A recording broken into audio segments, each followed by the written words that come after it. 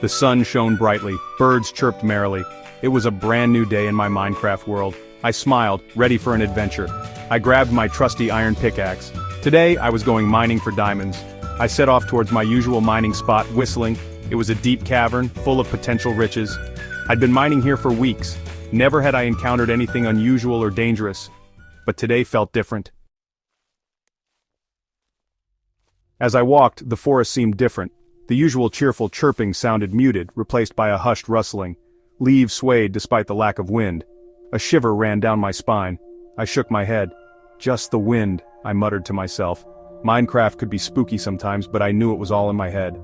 I continued towards the cavern, my grip tightening on the pickaxe.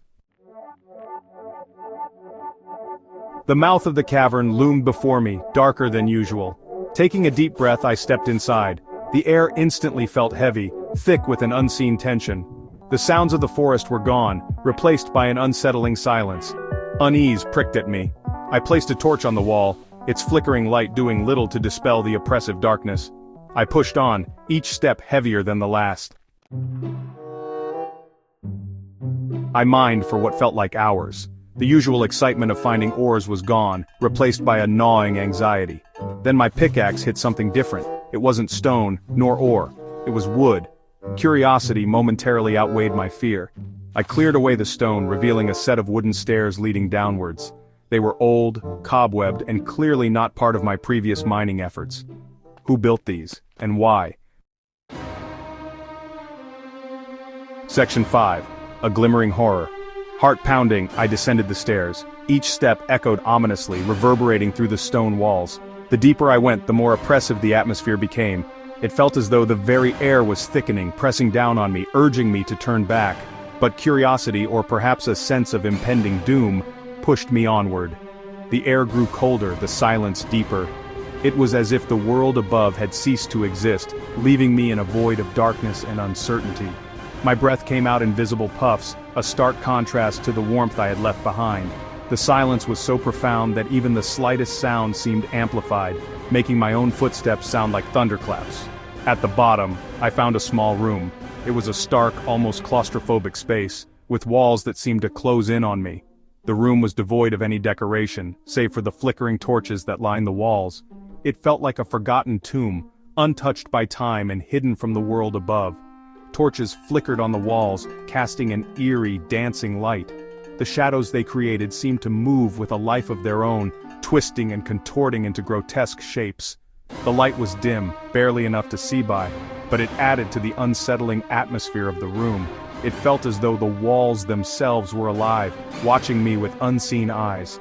And in the center of the room stood a single chest. It was an ordinary chest, the kind you might find in any other part of the world. But here, in this dark, foreboding place, it seemed out of place.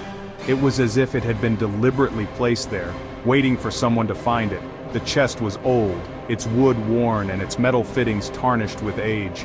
It wasn't the chest that filled me with dread though. No, it was something far more sinister. The air around the chest seemed to hum with a malevolent energy, a palpable sense of danger that set my nerves on edge. It was as if the chest was a trap, bait for the unwary. It was what stood behind it, a tall, slender figure shrouded in darkness. The figure was almost indistinguishable from the shadows that surrounded it, but there was no mistaking its presence. It exuded an aura of menace, a silent threat that chilled me to the bone. The figure was still, almost statuesque, but I could feel its eyes on me, watching my every move. Two glowing red eyes pierced through the gloom, fixed on me. They were like burning coals, intense and unblinking. Those eyes seemed to bore into my very soul, stripping away any pretense of bravery I might have had. I was rooted to the spot, unable to move, unable to look away. The eyes held me captive, a prisoner of their malevolent gaze. In that moment, I knew that whatever this figure was, it was not of this world. It was a glimmering horror, a nightmare made flesh, and it had found me. Section 6. Frozen in fear. Terror seized me. I couldn't move, couldn't breathe. My fingers, still clutching the pickaxe, trembled. What was that thing? It looked almost humanoid, but the way it stood, the way it watched, it was something out of my nightmares. My instincts screamed at me to run, to get away from this place, but I was frozen, trapped by an unseen force. Section 7. A desperate escape.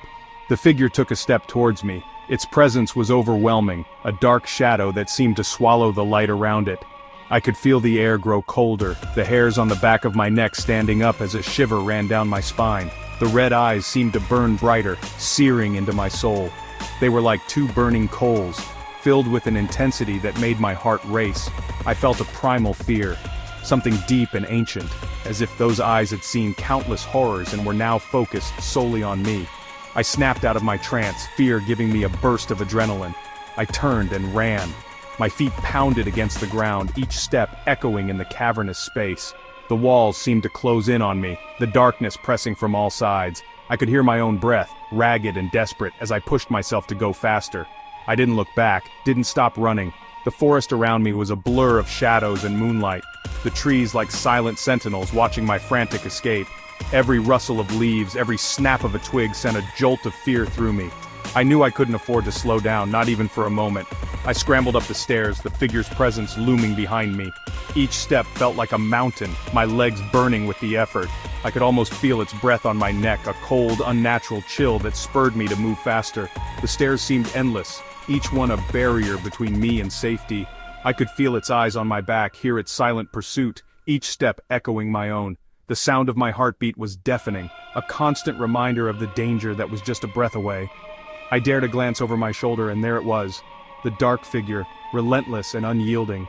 I knew I had to keep going, had to find a way out before it was too late. Section 8. Back to reality? Bursting out of the cavern entrance, I didn't stop. I ran until the forest gave way to the familiar plains surrounding my house. Collapsing onto the grass, I finally allowed myself to breathe. The sun shone, the birds chirped. My house stood untouched, a beacon of safety. Had it all been a dream, a hallucination? Section 9. The Unseen Observer. As I stood, something glinted in my inventory. It was subtle, almost imperceptible. But there it was, a faint shimmer that caught my eye. I had been exploring this cave for hours, mining resources and battling mobs, but this was different. This was something I hadn't noticed before. It was a single redstone dust, the likes of which I'd never seen before. Unlike the usual redstone, this one seemed to pulse with a strange energy, almost as if it had a life of its own. I couldn't help but wonder what made this redstone dust so unique. Was it a glitch, or perhaps something more sinister? Where had it come from? I racked my brain, trying to recall if I had mined it or found it in a chest. But my memory was a blur, clouded by the hours of monotonous mining and crafting. The more I thought about it, the more confused I became. It was as if this redstone dust had appeared out of thin air. Then I remembered the chest. Had I taken something? I had opened so many chests during my journey, each filled with the usual loot, iron, gold, sometimes even diamonds. But this chest was different. It was hidden away in a corner of the cave, almost as if it didn't want to be found. And when I opened it, there was nothing inside. Or so I thought. As I stared at the dust, a cold dread washed over me. This wasn't just any redstone dust, it felt wrong. The kind of wrong that makes the hairs on the back of your neck stand up. I could feel its weight in my inventory, heavier than it should be, as if it was burdened with some dark secret. I realized I wasn't alone. The cave, which had been silent except for the occasional drip of water, now seemed to hum with an eerie presence. I could feel eyes on me, watching my every move. My heart raced as I scanned the darkness, searching for the source of this unsettling feeling. But there was nothing. Just shadows and silence. Something watched me. From the depths of the cavern, from the shadows of the forest, from the very code of the game itself. And it was waiting. Waiting for what? I didn't know. But I could feel its presence lurking just out of sight, ready to pounce at any moment. The game, which had always been a source of comfort and escape, now felt like a trap. A trap set by an unseen observer, watching my every move, waiting for the perfect moment to strike.